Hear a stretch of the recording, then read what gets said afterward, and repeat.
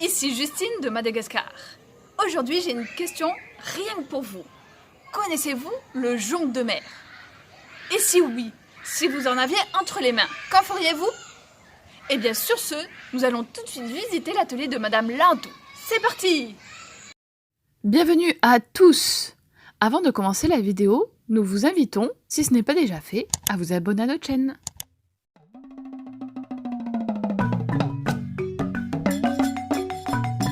Nous vous invitons à nous suivre dans nos découvertes insolites de cette passionnante et fascinante île qu'est Madagascar. Nous voici arrivés à l'atelier de Lintou. Allez, je vous en dis pas plus, venez avec moi.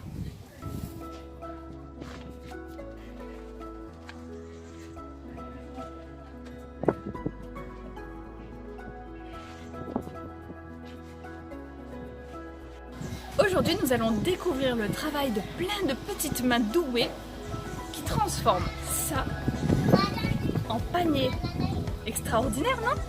Mais assez parlé, commençons la visite à présent. Et nous voici arrivés à l'atelier où s'activent les ouvrières.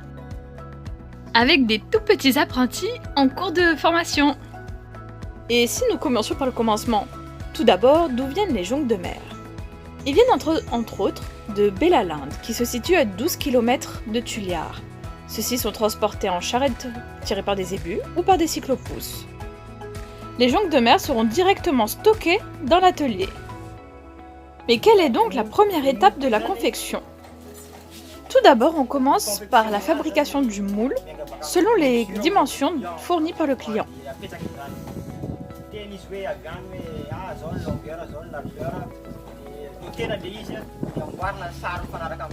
Ensuite, selon les mesures données par le client, on crée un dessin.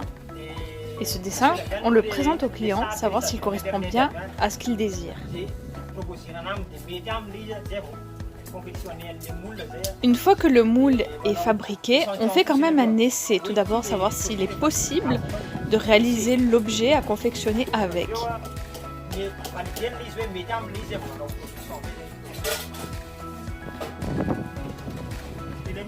Et les moules, c'est nous-mêmes qui les fabriquons avec une machine que nous avons juste derrière là-bas, si vous voulez je vous montre.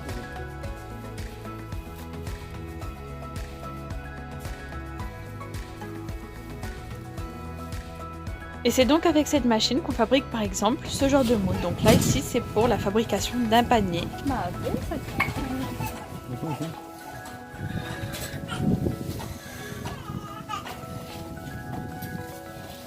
Le moule du panier. Le moule, la confection et le panier fini.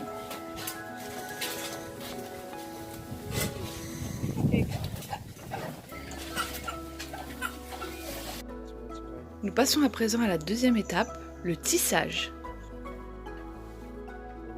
Nous vous montrerons ici en accéléré quelques étapes du tissage d'un panier.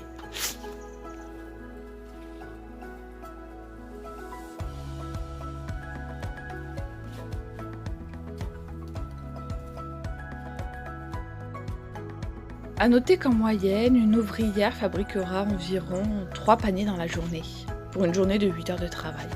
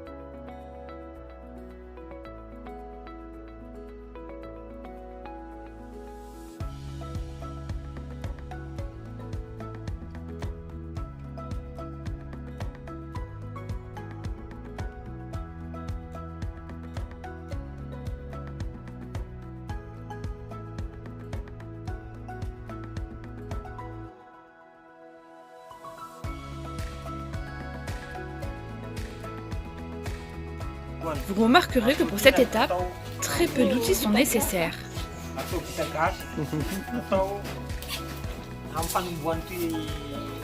Un marteau est nécessaire afin d'aplanir, d'être sûr que le centre soit bien plat.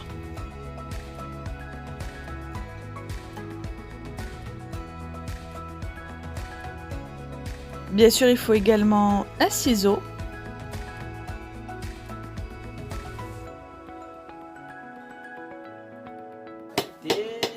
Et pour finir, un pinceau, bien sûr avec de l'eau, qui permettra de réhumidifier les joncs de mer afin de pouvoir les travailler, pour pas qu'ils soient trop secs.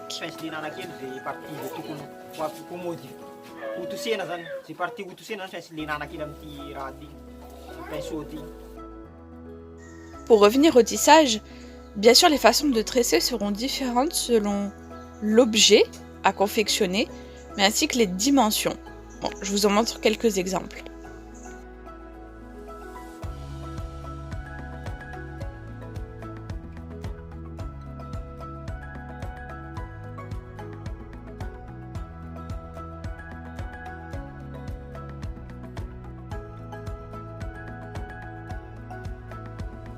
Nous voici à la dernière étape de la réalisation d'un produit, le séchage.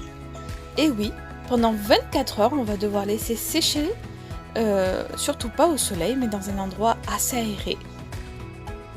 Ce que j'aime particulièrement dans ce petit atelier, c'est que tout d'abord, que ce soit les moules ou les paniers, tout est fait maison et à la main. Ensuite, rien n'est jeté, tout est récupéré. Vous voyez cet ensemble de joncs de mer, toutes ces chutes de joncs de mer?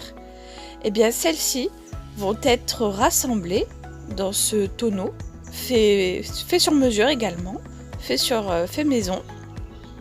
Ils vont les mettre dedans et ensuite ils vont confectionner un pouf avec. Donc ce pouf sur lequel je suis assise est entièrement rembourré de toutes les chutes de joncs de mer.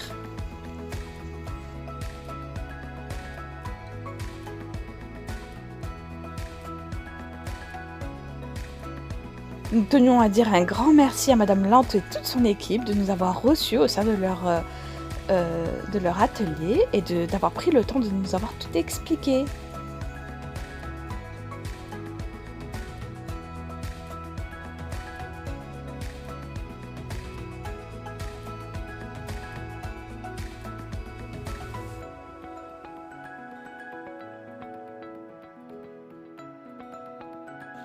Certainement que la visite de cet atelier vous a énormément plu. N'hésitez surtout pas à aller visiter la page Facebook de ce petit atelier, mais également à partager la vidéo pour le faire connaître. Quant à moi, c'est l'heure du goûter et une belle mangue m'attend. Et oui, en ce moment c'est la saison des mangues à Madagascar. Sur ce, je vous dis à très bientôt les amis!